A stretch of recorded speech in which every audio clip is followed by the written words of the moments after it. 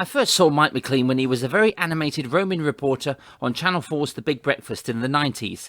He then went on to work with Richard and Judy, and his career has since involved comedy stand-up, children's TV presenting with a huge influence in the world of football as a fan and a father of a budding footballer. Mike has some fascinating stories of working pantomime, television, cruise ships, as well as working alongside Ricky Gervais and Stephen Merchant. He has a brilliant stage act with decades of experience, and this shows in his improvisational skills, which I thoroughly enjoyed watching when we worked a few cruise ships together. Bear in mind there are some naughty words during this interview, but they're all in context that help the anecdotes along. Today's podcast actually had technical faults. It had me flummoxed. It's very easy to redo a chat, assuming both parties have the spare time, but I really like the questions to be genuine and on the spot, and the reactions to be natural. So I have to do what I needed to get this interview posted.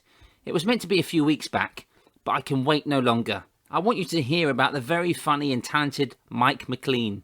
So please bear with me. It's still a fascinating conversation.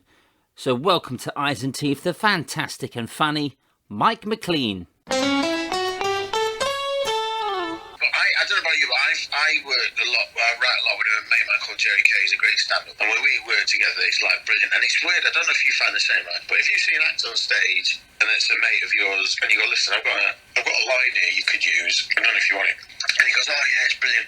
But if you try to come up for a line yourself, you can't do it. Can't do it. You go, oh. So now what I do is I watch old clips of me back and I go, oh, I should have done that there, or I could have done that there, or maybe I should have done that there, or that's a line there, you know. And recently I watched an old, like a DVD from, God mate, it must be my son's now 11, so 10 years ago I was at the Comedy Store in Manchester. Wow. And I did this routine about dog poo and stuff like that, and it was just straight stand-up. And I look back at it now, I think, oh, I should have had that line there. And, you know, and it's really weird. Dog poo has changed over the years, isn't it? So you don't see white dog poo. I did this whole thing about there's no white dog poo. Where's the white dog poo? Oh, yeah, You yeah. don't see white dog poo. and I researched it. It's because they don't put the chemicals in the dog food anymore. That's why there's no white dog food. You're joking. But when you kicked it, it disappeared into dust, didn't it? It was like, poof. Yeah. I don't know why, but me and you obviously have kicked white dog poo just to see what it was. And you don't see like in my day, when you courted a girl, you chased her around the street with a piece of dog poo on the end of a stick. And kids don't do that nowadays, do they? It's all gone. Kids are boring, aren't they?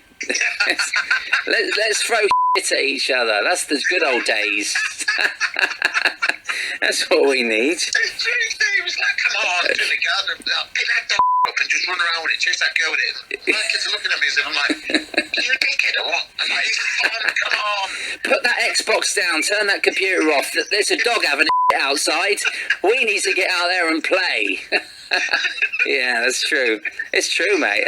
You need to get that dog poo routine back again. I know, I need to look at everything. I like that good routine, yeah. That was brilliant. It's good looking back at stuff. And I was talking to Kevin Devan earlier. You know Kevin, great comic. I don't know him. I know the name, but I don't know him. He was talking about routines that you used to do, but because you put a new gag in, you dropped a gag unintentionally. You didn't know that you actually left that out, and then you like you say, you watch a routine from 10 years ago, think, why did I stop doing that? That works, you know. And it's brilliant to actually reinvent yourself or recycle yourself, you know. But that's what I've done. Like you see the opening of my act with the video and all that. Yeah. So I've just re-edited that and added new things in and added a whole new bit, and then I put in a brand new Kim Jong-un at the end, which I have you seen. And then now they're saying, oh, he could be dead. I'm like, oh no. Oh, yeah. No, because I have to take it out and change. And then with the new 45, I thought, right, I need another video opening again. And it's just sitting down and writing that and going, right, okay. And then suddenly I'm in bed one night and I'm laughing to myself, and I'm my other house going, what are you laughing at? And it's not because I was naked or anything like that. I didn't look under the covers and go, look at that, it's useless. I literally thought, oh, I've got this idea, and I write it down. I don't know about you, right? But when I get an idea in the middle of the night, I get my phone and I put it on record. And then I put the idea in the phone. So I think, right, I've got a great idea. Me on stage, two people, and then I say this. But then in the morning when I play it back, all I hear was, I can't understand a word I'm now saying. Yeah. Even though it's a good idea, I just hear, and I just can't understand it. Yeah, and you should know what that is. I'm the same with writing them down. I just write one word down, and I remember that routine. I go back in a week. What the hell does that mean? And it was a really good routine. It's so annoying when you don't write it down or record it. It's a killer, isn't it? And now I wrote this whole new thing out, and then I had to edit it because I needed some. So I had this new idea about your guest entertainer. Unfortunately, he's had to do another show, another 45 minutes. But this is a look at his life, and I did this whole new thing about his life, and and I found funny photos. But then I had to go through the internet, Google, and try and find photos that could possibly look like me. And it is difficult. You go, that doesn't look like me. No, that could look like me. No, I haven't got big muscles. And then it's just like, am I like, what are you doing? I'm like, just going through Google, looking at pictures and trying to edit.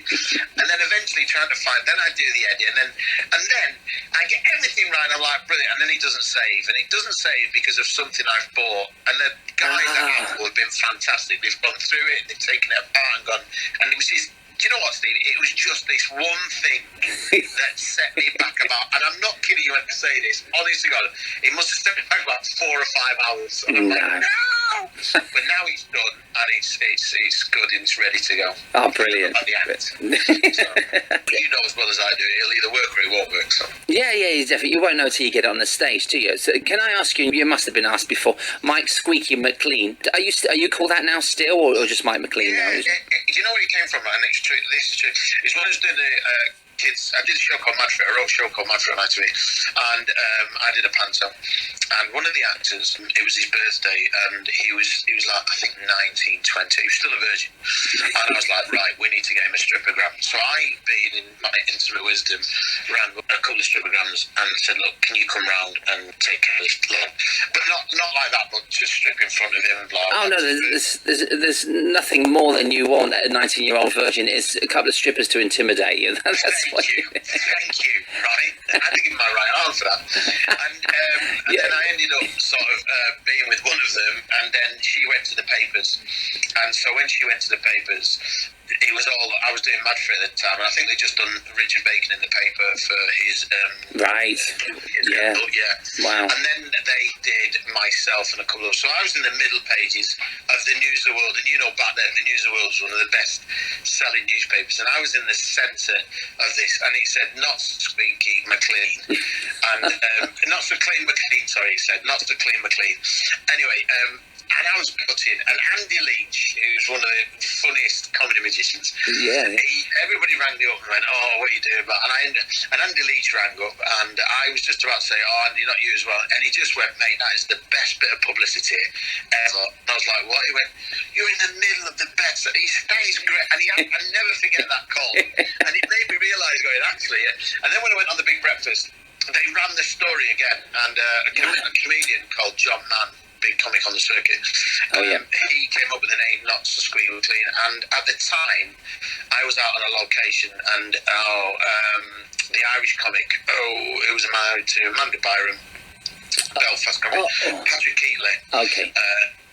John Mann gave him the name, said, look, call him Squeaky, and he held up the newspaper and said, look at that Squeaky, and that's how the name, and it's stuck ever since. And do you know what, it's been a brilliant name, absolutely brilliant name. Joe, people remember it from Big Breakfast, because it's how I remembered you, and I actually, we started hooking up, I think, on not hooking up, in like those I seen strippers. Britain's Got Talent, and did you? First time ever, and I think I tweeted saying, finally, somebody that's entertaining, because when I watch Britain's Got Talent, I always look at it and I always say, right, either Britain's Got Talent or X Factor, I go, would I pay to see that person live? Yeah. And when I'm not just saying it because we're mates, but when I saw you, and I think I tweeted you, I remember you did, mate. That was the first connection.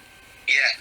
And I was like, yes, I would definitely pay to see him live because he's funny, and you genuinely made me laugh. Oh, bless you. You still make me laugh on the stage when you do that Chucky, which I see a lot of times now, and it's the thing that my kids always remember, because you were kind enough to send us a DVD, and I put it on. My lads loved the Chucky. Chucky's going, it still makes me laugh. It still makes me laugh. Oh, brilliant! I appreciate that, mate. That really did. That really did mean a lot. Just getting that tweet, because of the Squeaky McClean, I said to Nina, I said, "This is that Mike Squeaky McClean. I don't know him, but he's messaged me, and it really stands out, you know, when someone does that and just says, well done," and it's like a. You know, it's like a nudge from a mate, and then we worked together, and I realised how brilliant you were, because your comedy act, I didn't know you do stand up, to be honest, until that moment. We done a ship together. You got a brilliant comedy show, and you done 2 different shows on that ship, didn't you? Yeah, and it's just fantastic. You know, it was, mate. It's the same, isn't it? You hook up with someone and you don't realise. Now that's me. We spent a couple of days just writing stuff down, didn't we? That was we were just talking, laughing, writing, eating, talking, laughing, writing, laughing, and then we ate again. You know what it's like on the ships. You either get on with some guests and the same as you don't, and the ones that you get on with, you become friends. And there's Liz Self. There's a lovely opera singer called Annette Wardell. Oh, she's lovely in it. Yeah, she's great. Tony Lewis, who's a Robbie Williams tribute act, a great lad. I'm not a drinker, but he can drink. And we spent an afternoon in the jacuzzi on a ship, just chatting and laughing. You know, we both came out looking like prunes. And then there's other comics that you go, oh, you know, and you know them probably more than I do, and some really nice ones. And Spider-Man's dad. Yeah, Dominic Holland. Yeah, I've known him on the circuit for years. And I got to work with him when we were chatting, and me being me, because my mates call me Joey, our friends, I said, "Oh, you got kids?" I'm like, "Yeah, I've got kids. I've got 2 kids." "What you got?" He said, "Yeah, I've got kids." I said, "What did he do?" He said, "Oh, one of them's in the business. He's in films." I'm like, "Oh, really? What does he do?" He went, "He's Spider-Man." And I went, "Oh, you know, you know that penny drops, and you go, oh, Dominic Holland, Tom, yes." I got chatting, and I was like, "Oh, my lad is a massive Spider-Man fan." So when I tell him I was with Spider-Man's dad, anyway, we finished the cruise. He wasn't too keen on the ship. I think you know as well as I do, it's the downtime that's a killer. And he said, "Mike, here's my number, and just keep in touch." I was like, yeah. And then he texted me, he said, "Mike, what's your address and what's your lad called?" And I said, "Oh, his name's Carter." He said, "Okay, leave it with me." And about 4 or 5 days later, a tube came through the post, and it was a signed Avengers picture with Tom Holland, and it added to Carter, "Best wishes, Tom Holland." Oh, that's amazing. It's great, isn't it? It's lovely. These are nice little perks you get in the business, you know. And was Carter the same? Did he have the same reaction when he got my DVD? So he got. Yes.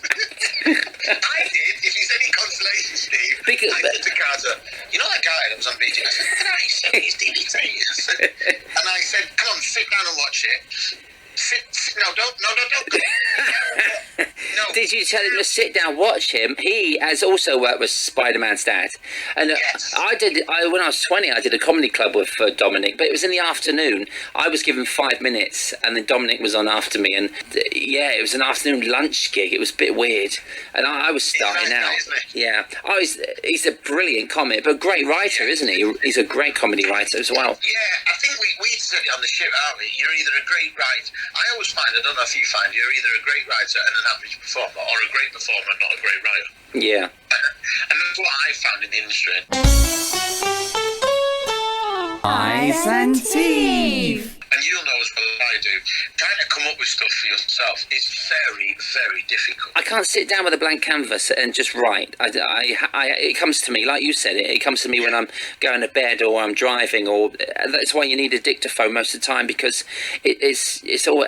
Thankfully, we got phones with us all the time if we've got no pen, because I write stuff every day. It's great. I've just started to get scripts out actually, just a couple of days ago, of what I've written over the last 20 years, and they're ideas that I've just never had time to stop and put something new in. Do you know what I mean? It's all.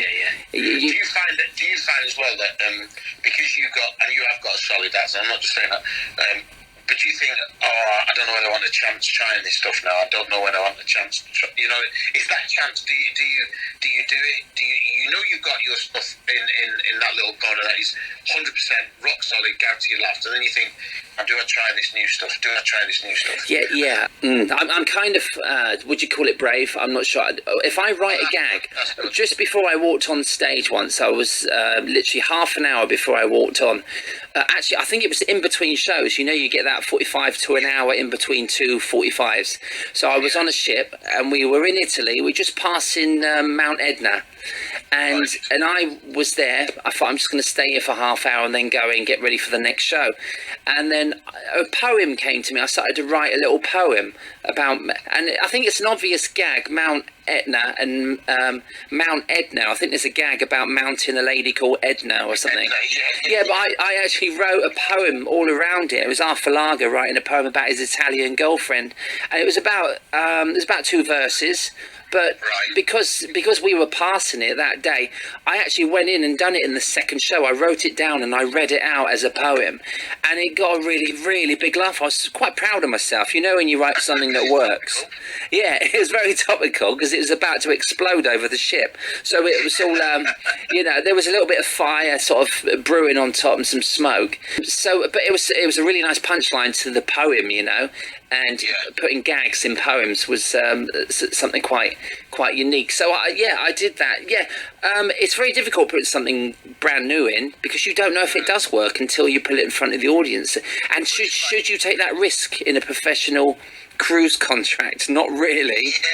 Yeah, I shouldn't have done it. I tend to throw the lines around people and just see what the reaction is, and then I think, right, that's a laugh, so I'll just chuck it in, you know. Yeah. In my stand-up, my adult show, I had a line about the breastfeeding, you know, and it just came about. Was that a friend of mine, Kevin Orlo, used to play for Man City. I was at his house, and we were talking about kids, and I said to him once, Carter, you know, was breastfeeding, and he just looked at me and went, "Daddy, I'm not even hungry," you know, because he knew that I couldn't go near my partner, his mum's boobs, and Kev was laughing, and I thought, right, that's going in, and I thought, right, how do I get that? And I got it in, and he just gets the biggest laugh now. That's nice. Yeah, and I'm thinking like, you know, you know what, I'll try it. And I do the rule of 3. I'm a stickler for that. If it doesn't work the first one, don't get out. Try it again, and then try it again. And I've done that in panto, and I've done that in stand-up, and I still stick to that. You know, you've got to try it 3 times before you think, do I bin it or do I keep it? And you know what? I remember once doing a panto for John Spillers. John Spillers was probably the best panto director ever. I think you know him as well. Yeah, I remember you telling me about how good he was to you, you know, when you started in panto. And I was doing this gag, and I can't remember the gag, and he just kept going, "It's not working, is it?" I'm going, "No." He goes, "It's not working, is it?" I'm like, "No."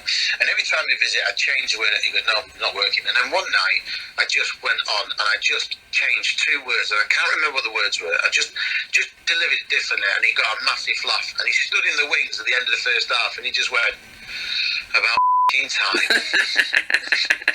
And I went, "It worked." That's he nice. went, "Yeah, about time." And then I never saw him again. He trusted you. That's nice. It was just that thing, you know. Yeah. Oh, contributional. You've also got the title of being the best song sheets in the business. How do you present your song sheet? Is that because it's funny, or it's just a really good routine? Because they get good laughs at the end, don't they? Yeah, it's just one of those that we honed over the years. And I remember watching Michael Barrymore when I was a kid, years and years ago in a panto, and he was just brilliant with the kids, the way he interviewed them, you know. And I was at the start of my career. I was like doing a summer season, and every Wednesday I'd go on and I'd do my half an hour, and I'd die on my arse. I would literally die. I mean, to the point, Steve, that when the manager's like, "Right, Mike, you're on in 2 minutes," I'd literally go to the toilet and I'd vomit. I'd be like, "Oh," you know. Wow. And you knew it was going to, you know, some bits were, but the rest of the time I was like, it's not, you know. But I did it, and he made me do it every week. But on a Friday, what I did was I took the kids act, and I did like a magic act. But I was just rude to him and just having a chat with him, and he just smashed it every week. So then I took that into a panto, and I never really, I didn't like the idea of the song, you know, at the end. I just thought it was old, you know. The song sheet, yeah. Yeah, I just took that away, and I remember doing my first ever one, and he said, "Oh, what do you do?" I said, "Oh, I don't do a song." And they went, "What? I don't do a song." And I just had 4 kids on stage, and I did a bit of the vent routine, which is, you know, it works. A great ventriloquist taught me in a summer scene years and years ago. You know as well. I've told you about him, and I did that. And then I just chatted to the kids, and I just interviewed them. And a magician called Derek Lever taught me this thing called. I know Derek. Yeah. Yeah, I don't know if you know the stage whisper. And you basically say to a kid, "How old are you?" And he'll go 7. And you go, "How old are you when you're 8?" And you just whisper, and you just say 9. And they go, 9, which gets a massive laugh. Wow. So when you've got that stage whisper, then you can do it. And I'd say to you, tell me a bit about you, because I love the generation game. You know when they used to do that chat with the audience? Yeah, brilliant. That's the big bit. I really enjoyed Barrymore and Strike It Lucky when he used to do that, yeah. Exactly. So I did that with the kids. And I just said, tell me about you, what do you do? You cheeky, and who do you like best, mum or dad? Say dad. And he goes, dad. And then they'd get a big laugh. And who drinks the most, would you say, mum or dad? Say mum. And they go, and as soon as you were armed with that, you could get them to do. And that was what the song sheet, that's what I did. And I just had a chat with them. That's brilliant. And I was rude to them. I'd just be like, right, I said, look at you two girls, you look lovely. What the hell have you two come as? It was just that stuff with the kids that everybody was like, oh, that. And at the time, it was a breath of fresh air. John Spillers again, he said, I've been doing, but he said, that is the best with that song sheet. It's just, he said, the only thing I'd say about it was take 2 minutes off. Yeah. And he was right. He said, keep it down to a tight 9 and do not go over 10. Just shorten it, yeah. Just make them laugh and get out. Yeah. That's brilliant. You know, that's my favourite bit of panto, really. I mean, I wait for the song sheets, whoever's doing it. You know, it's just, you just can't predict what them kids are going to say. Well, you can, because you're telling them what to say. But I remember saying to him, who's your favourite mummy or daddy? And it was in my book. And this kid said, oh, daddy's not here. And I was like, where is he? And he went, oh, he died. And this was at Richmond Theatre, a 2,000-seater, and every seat's packed, and you get everybody going to Richmond Theatre to see the panto. Yeah. We had David, so Lord Attenborough was in that night. Wow, it's a great theatre, and I've seen panto there in Richmond. It's a brilliant atmosphere. And he just went, oh, my daddy's there. And I was like, oh, God. And then your brain just kicks in. I was like, my dad's not here. And and he was still alive, wasn't he? And I said, look, you get this thing, I think, tell a story about angels and you're good for mum. And the whole place, you see a woman on the front row crying, and then a whole place massive. And when you come down for that song sheet, for the applause, the place just went wild. And I came off stage and the stage doorkeeper just said, oh man, there's a lady here to see. I was like, oh. And she brought the kid around with her and said, oh, thank you. Dad passed away not so long ago. He's never, it's not the first time he's been out and blah, blah. And she said, oh, I'm sorry about your dad. I was like, no, but I didn't have the heart to tell her that. When I said he's not here, I mean, he's not here in London, he's actually in Manchester. And I didn't want to shout that. It seemed to be going well, yeah. Yeah, and it's only ever happened twice. I've had 3 kids wee on the stage. I've had 2 tell me their parents are dead, and I've had about 2 or 3 saying I don't like it. And I like the teenager. So the rule of the song sheet is never anybody under 4 unless they're exceptionally cute, and nobody over 11, because once you go in that teens, you know what it's like. That teens are like, no. It can ruin everything, can't it? Yeah, it can kill you. It can kill you. Yeah, but I think with your interview, and even in the song sheet, you've over the years you've interviewed so many people. You've been on the red carpet at the Oscars. You've done a handshake with Puff Daddy, which I think the handshake was way too long. Was you trying to intimidate Puff Daddy with your handshake? I tried to get in one of his videos, Steve, and he just wasn't having it. No matter. Where's he not? And there was no need. Can I just say now, for the record, there was no need for him to get a restraining order whatsoever. Is it still on? It's the end of this month. It comes at the end of this month. So. No, the Oscars was great, mate. It's like, it was one of those things that you get to do, and it's just, it was that, and then we went into the Vanity Fair, and it was just unbelievable. And I remember just standing in this room with, like, some of the biggest names in Hollywood, and I'm like, God, I was this lad from a place called Levenshulme in Manchester, whose mum's Spanish, my dad's Irish, my mum's a diddler, my dad's a labourer, my sister's hairdresser, and here I am with the biggest names, and I'm thinking, wow, it was just amazing. It was just amazing, and they were all really, apart from Samuel L. Jackson, everybody else was really, really nice. Really, yeah. I suppose everyone has an off day, don't they? I think the Big Breakfast was coming to an end, and he'd been on the show with Johnny Vaughan, and he was like, oh, he's not been the same since Johnny Vaughan, blah blah. And we were all like, oh, you just didn't need to say that. But listen, Samuel L. Jackson, he can sort of say what he wants, can't he? and he does. You let him get away with it. Otherwise, he'll have another restraining order against you. Down at Paul McCann was there with Heather Mills, and I just remember looking down at her legs and thinking, which one's the false one? You just can't say everything you're thinking, can you? No, not in an interview like that. But you couldn't tell, Steve. Honestly, they were amazing. They were like, oh my God, but legs on tables that aren't that good. They were brilliant. brilliant. And it had a little ring on the toe and everything. That's what threw me. Well, surely that was the fake one. Real feet, though. Wasn't it real feet? Yeah, it was a wooden, real feet and a wooden leg. So you're, that's what I mean about you interviewing people. You've done that. I used to watch you on that Big Breakfast. You're on location all the time, knocking on people's doors. A lot of your comedy came from spontaneity, didn't it? And sort of getting to make people laugh on the spot. And so your ad-libbing had to be great in all aspects of your career, really. It did, yeah. I've always been quite quick there, but I mean, I can't, you do have I had two great producers. I had a guy called Paul Connolly, who's like the bigwig of the BBC Belfast now, and one of my best mates in TV, Gareth Corney, and they were both great producers, and we'd sit in, we'd be up at R5, we'd have breakfast, and we'd go over what we were going to do, and my attention span is not the greatest, but it had to be like, right, we're going to do this, and we had different avenues. If they were going to go that way, we'd go that way. If they were going to go that way, we'd go, but we'd always have like, we'd have our moments where we'd hit the gag, right, there's gag one.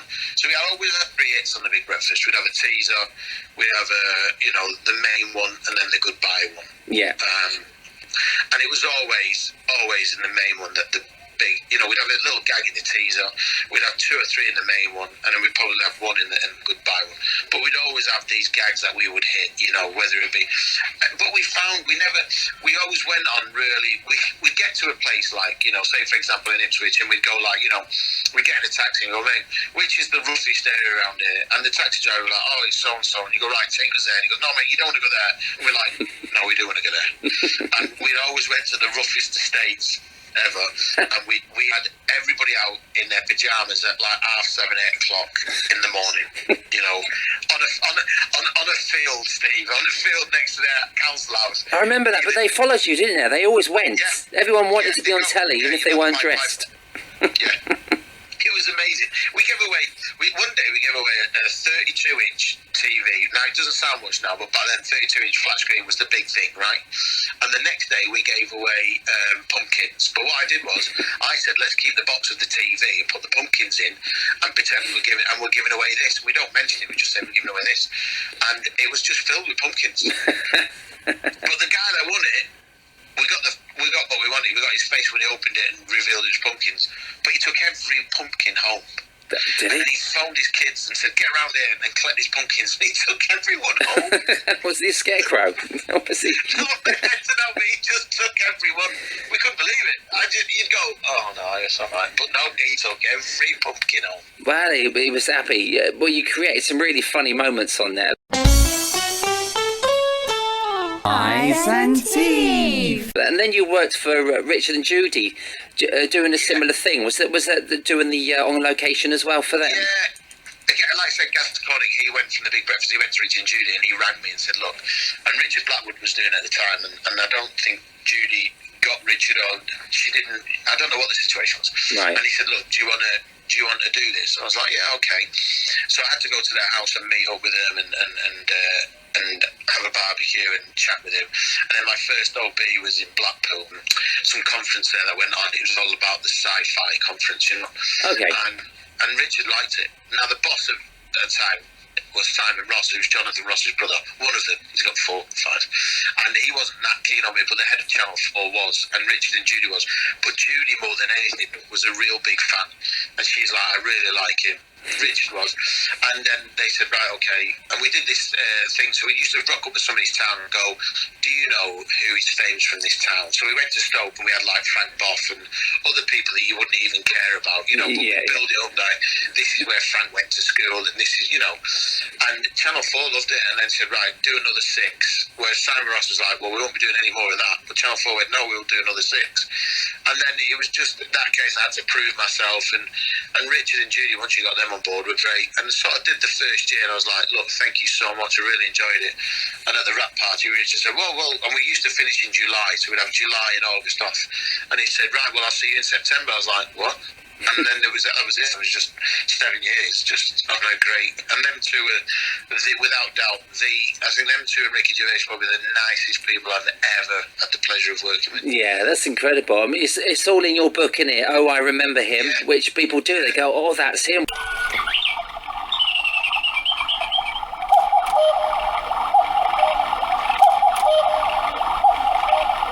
Nickelodeon television. You presented on there for quite a while. Mate, that was like 1995, and this channel came up from America, and it was going to blitz British TV, and we were like, oh, and an agent rang and said, look, there's this audition, do you want to go for it? I was like, yeah. He said, oh, look, it probably won't come out to him, but, you know. And the night before I was due to go for it, he said, look, just to let you know, go for it. He said, well, I don't think you'll get it, and I can't represent you anymore.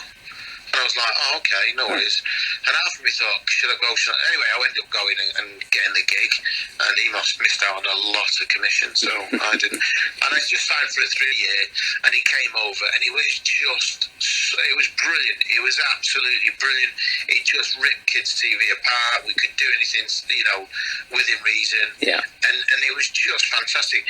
BBC were scared of it. ITV were scared of it. Suddenly, everybody was watching Nickelodeon, and the secret was that they didn't have to pay to phone and they didn't have to pay to post a letter. Okay. And that was the secret. That was the secret. Really? And yeah, honest to God. And I had to go over to America they had a big live show called the Red Hot Lobster Tour. Nobody could do live. The presenters couldn't do it. They didn't have the training. So they said, look, that's what your background is. Can you tour with this show? So I'd be on air till July, end of July. I'd come off there, and then throughout August I'd tour the whole of the UK and Ireland and Scotland with this live show.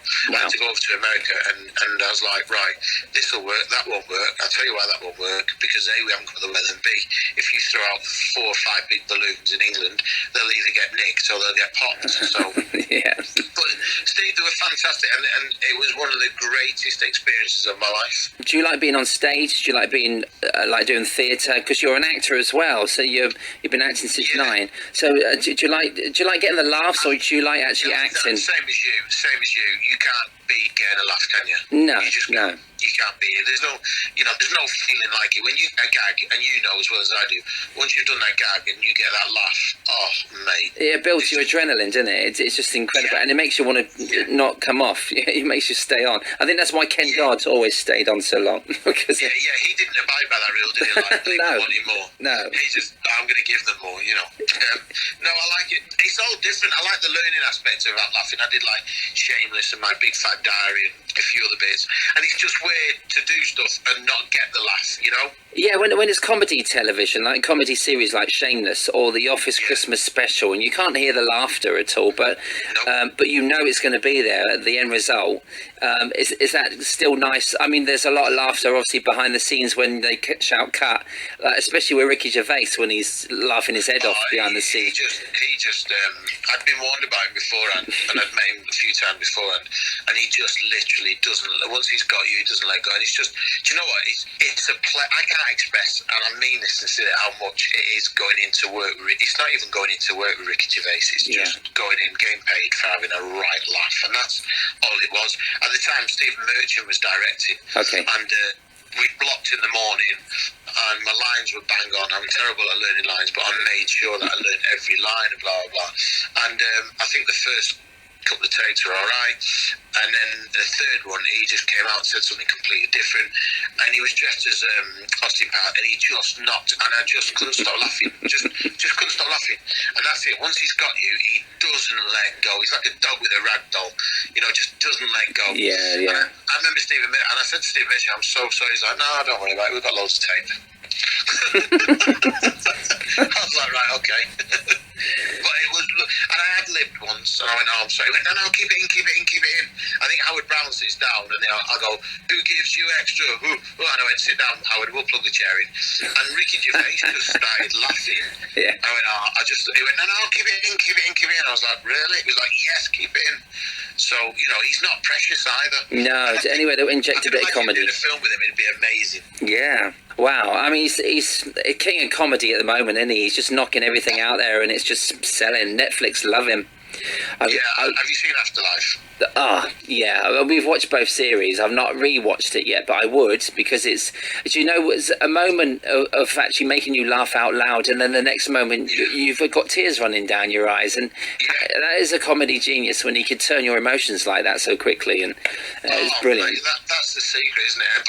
And he's such an intelligent guy. You know, he's like proper intelligent, you know, and he did this thing where, I'll never forget, he went off, and There's a bit on the stage where if you watch The Office, he goes off and he goes, "No mate, you're the wanker," and he just did that. But what he did was nobody shouted wanker. Nobody shouted wanker. Really? And I said to him afterwards, I said, "Ricky, can I ask you a question?" He's like, "Yeah." I said, "Why did you do that?" Like he said, "Because I take my own timing." He said, "Because if that doesn't work, it's no good for me. You know, I've got to wait for him if he doesn't deliver it right." So he says, "I know when to come off and go, what? No, you're the..." And I just thought, oh, that's clever. It's clever, isn't I it? would have had somebody primed up to shout wanker. But he didn't. He just went, no. And then they put it in on the edit. Wow. I thought, oh, that's clever. Yeah, just a clever. It's that clever little thing you go, yeah, that's clever. Yeah, you got to know your comedy for lines like that. You know, something well planned, but it's in his mind it's well planned. Whereas we think, well, why did you say that? You didn't get heckled. That's genius. Yeah. It's just those clever little things. Now, you created some brilliant comedy a couple of months ago in lockdown with your sons. Now, watching you in the garden doing the workouts, the Keep Fit was brilliant, and I tuned in every one. Have your sons got? Do they show signs of a bit of comedy flair? My eldest, he's very funny. My eldest is very quick-witted, right? Yeah. He's very quick-witted, and he's very fast and very clever. But he won't be. He doesn't. He's going to be a footballer. He's very good. He's been spotted, and he is a good footballer. In fact, every day, the only thing that's good on lockdown is that every day we're out 2 hours a day, 2.5 hours training every day, which kills me, but he loves it. My little one, he absolutely loves it. So we did a panto at Ipswich, and we did an adult panto. And I said, look, I've got this little gag, because I was directing. I said, I've got this little gag, and it was adult. So the show was at 8 o'clock at night or 10 o'clock at night, I can't remember. It was a village scene. So everybody comes on, Buttons comes on and goes, hello, boys and girls, and everybody shouts out F off to Buttons, you know. So, and then the dancers come back with his little bit. And then I got my little lad to walk on and go, oh, hello, little villager boy, how are you? And he just goes, off, Buttons, and walks off. And he got the biggest laugh of the whole evening, right? And I gave him a little, and I said, look, I'll let you say this just once, but, you know. And I said, I rehearsed it. And he got to the point where he goes, Daddy, I know the line. I said, I know, but we just need to get the timing right and blah, blah. So we did it, and I'm not kidding you, he got, and as he come off, he was buzzing. He was like, yeah. And there was two other scenes I had him do, which he loved. So then I had my one night, because I hired the theatre after the panto. I said, look, do you want to do 5 minutes? And he said, yeah, I'd love to. So if anybody looks on my Facebook, you'll see. So I saw that. That was brilliant. Yeah, I wrote a little routine for him. It's a great opener. There's a lovely gag I wrote, and I said, he goes, he says, I know you think because my dad's a comedian I'm going to use all these jokes, but I'm not. These are all my jokes, my routine. And the audience like, right, he goes, I was in bed with the wife, and he got a great laugh, and he did his 5 minutes and he introduced me, and he absolutely loved it. So if there's anybody, and then I think this year we're doing a laddie, or meant to do, and then after that it was Peter Pan, and I said, look, you can audition for the part of, Michael if you want, or not Wendy, sorry, Michael. And he said, yeah, can I? So I said, yeah. But the only thing is, Steve, he just doesn't take direction. Oh, does he not? No. No, because he's got his own YouTube channel, and I edited it. I said, look, what would be really good for your YouTube channel is I'll have a look at an interview with Pep Guardiola. I'll give you the questions. I'll intercut it. I'll edit it. So, and he went, oh, I don't know. So I did it. And within the first day, he got like 200 odd views, and he suddenly saw it. But he's got the confidence to really do it. So I think you can get him to interview someone really good. Like, you don't know, Spider-Man's dad. Yeah. But he's got that, and I said to him, look, this would be a great idea. Yeah, I don't know. It's all about YouTube now, Steve. Are your daughters going to follow him? My daughters, my daughter, they're not interested at all in the business. But my daughter loves watching YouTube. She's really creative, so she watches a lot of that stuff where you're building stuff, and she's into a Lego, but she's into a creative painting side and just building. But she's got loads of Barbies, and there's loads of children on YouTube playing with their Barbies. And both my daughters, 4 and 8, they watch it while they're playing with their Barbies. So it's like they've got like a double room. It is strange, yeah. And after 4 hours, I try and get them to turn up. I don't own the remote control now. Are you boys like that? My 2 girls won't let me hold the remote control. I have no control over the telly. No, we had a golden rule when Kate and I moved in together. We were like, right, downstairs is just for us, and I'm looking at No, it won't be long. And she does as well. And we're like, listen, they've got their telly in their room. And my boys don't. Kate's lad has a telly in his room, and there's a telly in Coop's, but it's all hooked up to the PlayStation. But it's not. It's Buzz. Do you remember Buzz, the quiz? It was on the. Oh, Buzz was great. Yeah, I remember that. Yeah. So I said, look, you can have that because you're learning and you're playing, and it's, and my little one, Cooper, who will be in a bit, he absolutely loves the quiz. He's the brains. He's absolutely the brains of, better than his older brother. In fact, his older brother I think he paid him to do his maths homework, He's clever. He's clever. Yeah, exactly. So that's what he does. So, but they play Buzz on it, and they absolutely love it big time. Oh, that's brilliant. They've definitely got something there, haven't they? They're going to be in the business in one way. Yeah, definitely, and I said to him, look, he wants to be a footballer, but he hasn't got the other one trains every day 2 hours. He spends it on the PlayStation, Yeah. So I'm like, you need to put the work in, he doesn't just work for that. So, if he does it, I'm sure, like you, it's not, as well as I, it's not easy. It's not easy. No, it's not. And you build it up over the years, don't you? You've done so much from presenting, acting, comedy, stand-up, magic, everything. So now the summer seasons are basically gone. Comedy clubs are fading. Theatre shows are quite rare, and the corporate's struggling. So, the cruise industry was one thing I would never thought ever would stop. I always thought, and me and my wife were talking recently, I'll take some time off the ships. It will always be there. And now look what's happened. So, for you, what would you want to be doing in the future? You would tour in theatres. When you do your one-man show after you do Panto, isn't it the greatest feeling to do a show, a packed theatre, just doing your own material? It's lovely. It's lovely. Great, isn't it? It is lovely, Steve. But what I've really liked doing, I like the creative side. I really do like the directing now. So I directed last year's Panto, and I loved it. Brilliant. Absolutely loved it. But you suddenly go from being one of the actors to being the person in charge, and they don't want to sit with you or talk with you because you're the director. You know what I mean? Yeah. I remember saying to Sam Kane, God, it's different, isn't it? He went, I told you. And I was like, oh, yeah, it is. It's completely different. He went, yeah, I told you. You're not them anymore. No, it's true. Craig Revel Horwood, I done Panto with him in 2012, and he directed our Panto with Anne Widdecombe. But because I was, it was mostly dance throughout the whole Panto, and I was really the comedy in the show. But my act got chopped from rehearsals. I think he took out a gag every night that we worked. We need to shorten it. I thought, oh great, they're going to cut one of the dances out, but it's Craig Revel Horwood. My gags are going to go. So I had 2 minutes by the end of the run, but it was because Craig was directing. It was more towards based around the dance. I remember John Pertwee, my first ever Panto, and the director, and he came out with the best line ever. He said, right, we're going to have to make some cuts. And John Pertwee went, I'm all for cuts, as long as they're not mine. That's true. That's great. That is great. Yeah, he had his comedy head on then, didn't he? yeah.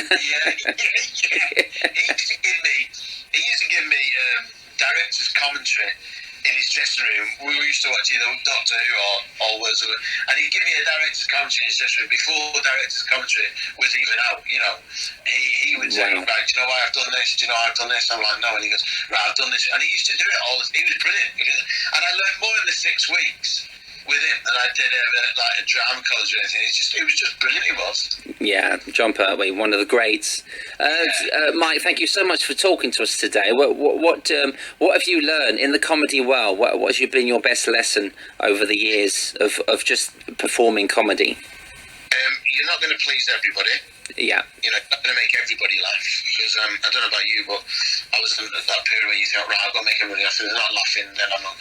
And also, definitely leave them wanting more, without a shadow of a doubt. Know when to get off. To any comic, when they say, what's the best advice? I'm going to tell you exactly what Michael Barrymore told me. Just know when to get off. Yeah. I'm going to start listening to that now, I think, because you can overdo it, can't you? And I need to listen to that myself. So I'm learning. It's the best bit of advice that you'll definitely be like, oh yeah, right, okay. I've seen so many comics, some really top name comics, I'm not going to name them, but one in particular is a big name, just overstayed his welcome and just went off to the sound of his own 2 feet. And really? at the point where you go, now get off, you would have stormed it. Yeah. He didn't. He stayed on a little bit longer and you're like, oh mate. Just killed it, yeah. Yeah. Yeah, we all learn. Well, hopefully we all learn by our mistakes, But I mean, just by listening to other comics and listening to great comedy people, and we've all got advice we've been given over the years, which is nice. And you never forget those good lines, do you? About even if it's just that, because you actually cap it off when you get that big laugh. Say good night and just go, Yeah, and also listen to the advice. I mean, John Peugeot said, listen to advice is the only thing that's free. And you're like, yeah, and if other people have done it and you've done it, and, just listen to the advice. Just listen to the advice. Yeah, yeah, definitely. You can't buy it. You can't buy it. Yeah, saying that, I should have cut this off 10 minutes ago. I do want to say. Mate, yeah, it's always good talking to you, Mike. Yeah, you're a brilliant act, mate, and you're a good bloke. Thank you so much for your time. Anytime. So give my love to the girls and the missus. Yeah, you two and your boys. If I ever film another DVD, I'll dress up as Spider-Man and I'll send it on. Well, tickets to the show would have been nice, but the boys would have loved. We would have been there. We would have been there front row, But no, you just did it without telling us. And anyway, goodbye, Steve. I wrote a show just in March actually, and it opened up and closed the next day because of COVID. So I've written a whole show around Arthur Lager, and it's just about his life. So I've got puppets made up of him when he's a teenager and that, So that's a really good idea. Yeah, there's 5 puppets. Really good idea. It's all Arthur, So when I'm back on the road next year, I'll get you and the boys in, and Kate. Oh, please. Come and see that. Please. Honest to God, the boys would love it. The boys would love it. But yeah, cheers, Steve. All right, buddy. Thanks so much, mate. Cheers, buddy. Take care, Steve. And Bye, you. man. See you, mate. Eyes and teeth. It wasn't as squeaky clean as the others, was it? But truly entertaining. I could talk with Mike for hours, and we did on the ships. Like I did with Dave Evans. Sat on the deck just chatting and laughing and drinking tea. If you'd like to keep in touch with Mike's work and see him live, then you can check out his updates by following him on Twitter or Facebook, or order his book via his website at www.mikemclean.co.uk. And take a look at his brilliant PR photos and collection of showreel videos highlighting his presenting, acting and stand-up talents. Today's comedy quote comes from Ricky Gervais. Your reputation is still the most important thing that you've got. And here's another one. You can laugh at anything. It depends on the joke. Eyes and Teeth is written, produced and hosted by Steve Hewlett. Vocals by Lola, Nina and Larissa Hewlett. Additional vocals by Rich T. The Eyes and Teeth theme music and jingles are all produced and performed by Kevin Dean. Join me for another chat with a great comedy talent, the lovable twin of Joe Pasquale, Reynard, a.k.a. Ray Tizard.